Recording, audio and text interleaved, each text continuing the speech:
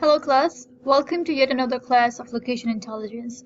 I hope you guys are finding the video lectures useful and enjoying QGIS as much as I do. I try to make class more of a hands-on, which is why I try to give the assignments every week so that each of you can have a more intuitive understanding of location intelligence and how powerful the QGIS can be in terms of deriving insights from the location data. But at the same time, I also understand that some of you may be working full-time and may not always be able to submit the assignments on time. So in such a case, please shoot me an email and I'll be happy to extend the deadline. So that said, let's move on to today's lecture. In today's class, we will explore some more features provided by the QGIS and try to analyze some patterns in the dataset that we will be using in today's class. So over here, I have stated some of the objectives for today's class and the research questions that I prepared for today's class using the data set that I downloaded from this site over here.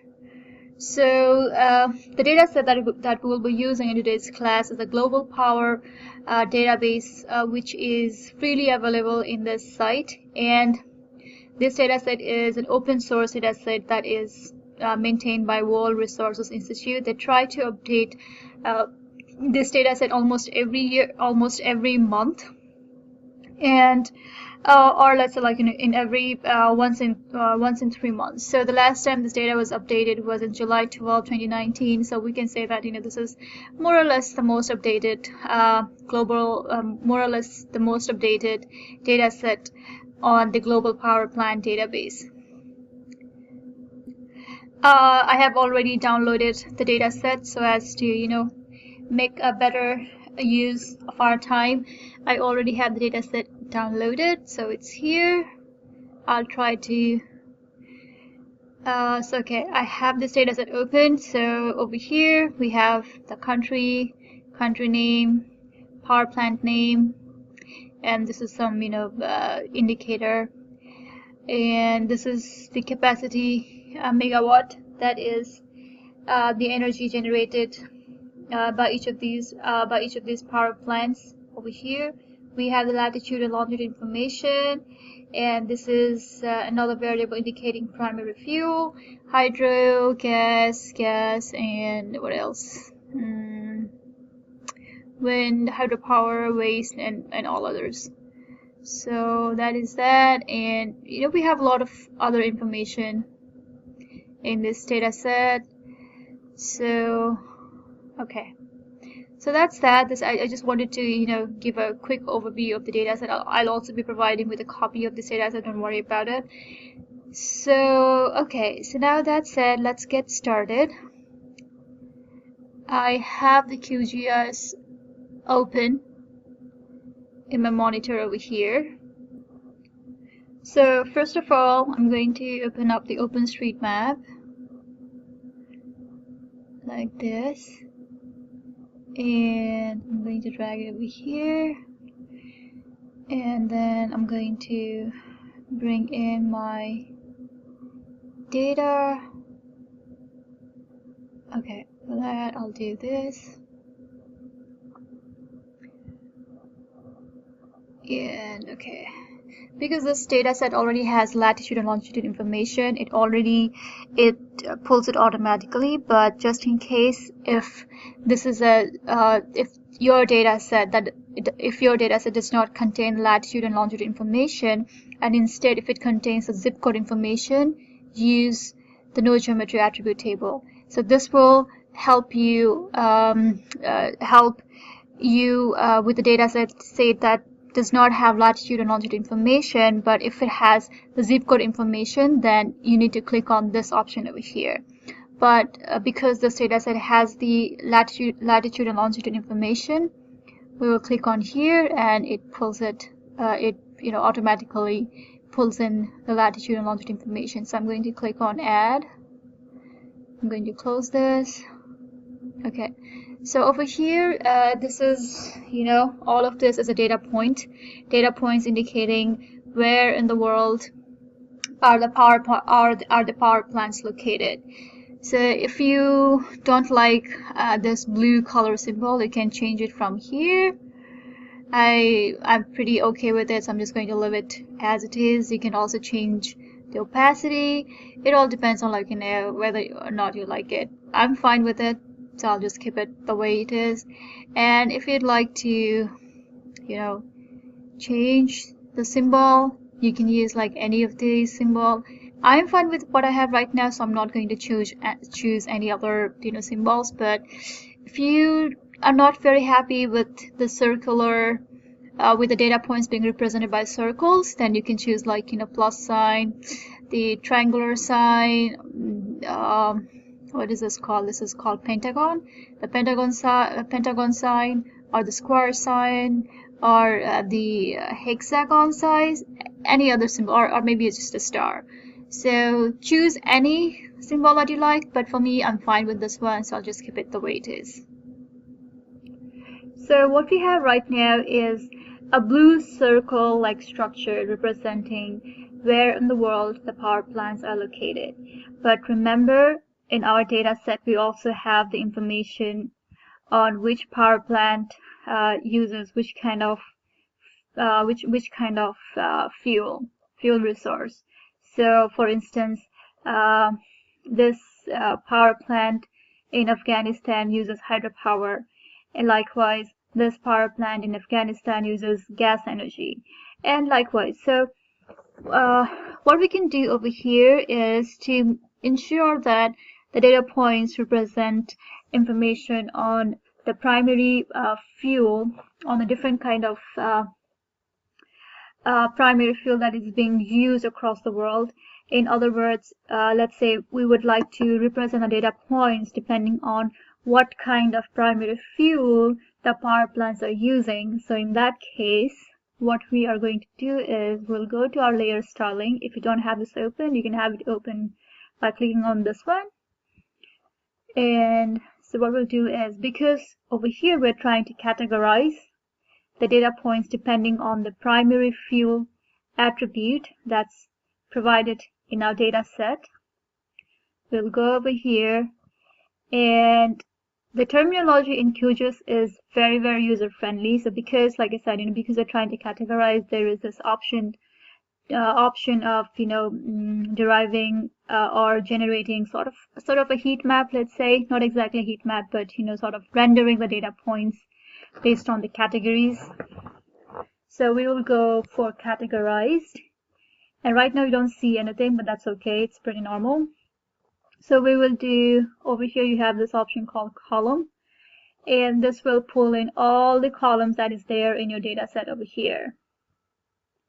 So we want to classify our data points based on the kind of the primary fuel they are using. So I will do primary fuel, and if you want to change the symbol, you can do it, but I'm fine with it, so I will just keep it the same, and I'll hit on classify. Okay, so I think this one is better than what we had earlier. So what this is saying is saying what this what this image over here is telling us is this part of the world is using hydro energy, and this part of the world is using biomass, and likewise these blue points over here indicate gas as a primary fuel being used in that part of the world. So I think this gives us more information than the entire data points being represented by just one purple or the blue circles. So while this view of our data points is giving us more information than what it gave us previously, but again, there are too many categories over here. And remember, one of our objectives is to classify the data points as renewable resources and non-renewable resources. So the next thing that we're going to do is we are going to classify each of these data points that is here as renewable or non-renewable resources. So meaning that the next data, or the next next image that we will be generating is based on the classification of these resources as renewable or non-renewable resources. So for that, what we're going to do is we're going to call it rule-based, because we are trying to define a rule which will sort of classify all of these primary fuel resources that's there in our data set as renewable or non-renewable. So let's do that. For that, okay, so let's do one thing before that. You can let's do a duplicate layer and call it rename the layer as classify resources. Okay, let's call it that way. So now what I'm going to do is I'm just trying to preserve this layer over here just in case if I mess up the data set later on, because we'll be doing a bit of programming. So I just want to be sure that I have this layer safe, so that if I mess up this copy of this layer, I will still have a point to revert back. So you can uncheck this one and just make this layer active. So over here I'm going to go on a rule base because I'm trying to define a rule. So the first thing that you're going to do is you're going to select all of this and do this. Okay, so over here right now we only have those parts of the world that use biomass as a primary fuel. So I'm going to click on this and I'm going to edit current rule. I'm going to call this label as renewable energy. I'm going to click on this one. This will bring up this field over here. And again, I'm going to write some SQL query. If you have SQL background, then this is going to look like a very simple syntax to you. But for those of you who don't have any SQL background, I hope that this is I try to make this a little user friendly. So the reason why I have primary fuel in inverted commas over here, because this is the column name over here, primary underscore fuel. And what I'm trying to instruct QGIS is anytime primary fuel has the field names as biomass, geothermal,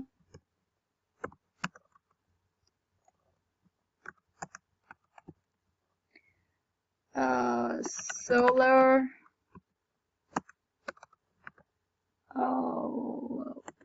wave and tidal,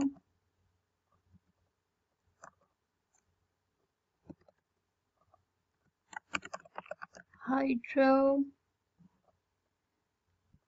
So what I'm trying to tell the QGIS is anytime it finds biomass, geothermal, solar, wave and tidal, and hydro as the variable names in the primary fuel, mark it as renewable energy. So that's how I'm instructing QGIS. So I'll click on OK. So once you have that, you will see that in the filter option you'll have all those field, or you'll have all those variable names that are there in the primary fuel column over here. So anytime you want to add, you can add in right here. I'm quite happy with the classifications over here, so I'll just keep it as it is, and I will go back here and I will copy this column again. I will do copy. Where is the column? Okay, it's copy, and I'll do paste. So the next thing I'm gonna call it, I'm gonna do edit. Oh, sorry, I did